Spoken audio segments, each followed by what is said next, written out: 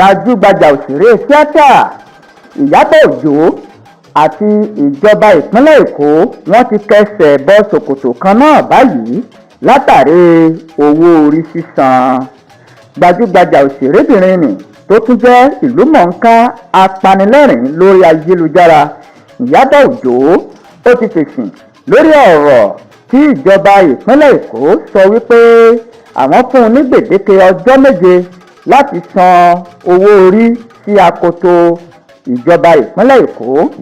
Ìyábọ̀ Òjó ní inú òun kò dùn sí bí wọ́n ṣe gbé gbèdéke lé òun lórí látàrí owó orí gọbọi tí wọ́n sọ pé kí òun ó san.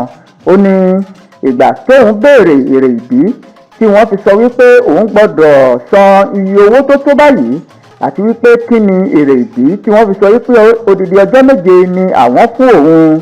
Ó ní wọ́n sọ wípé torí wípé òun jẹ́ gbajúmọ̀, ìyẹn celebrity.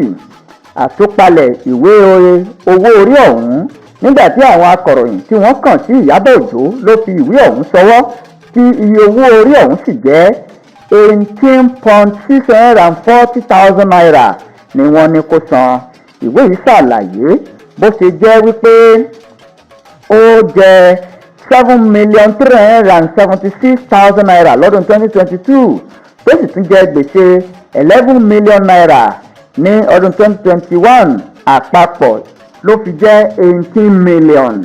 Ó lé beléjà. Gbèdéke ọjọ́ 7 ni ìjọba ìpínlẹ̀ Èkó fún Ìyábọ̀ Òjó láti san owó yìí lójú náà láti má fojú winá òfin.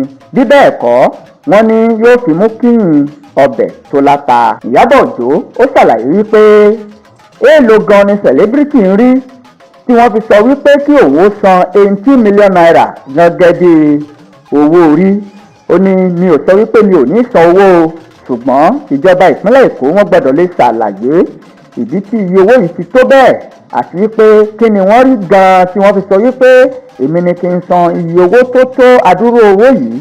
Èèlò ni mò ń rí lágbo òṣèré tíátà tí ń bá ṣeré àti wípé èèlò ni celebrity ń gbà gan kó tó di wípé wọ́n ní kí n san mílíọ̀nù ẹgbẹ̀lẹ́gbẹ̀ náírà tó sì jẹ́ wípé àwa gbajúmọ̀ a kì í rí owó tó tó báwọn. Ìyábọ̀ Òjó ló ń béèrè lọ́wọ́ ìjọba ìpínlẹ̀ Èkó wípé wọ́n gbọ́dọ̀ lè ṣàlàyé ìdí àti nǹkan àti ìtumọ̀ tí wọ́n fi ní kí n san owó tó pọ̀ tó báyìí.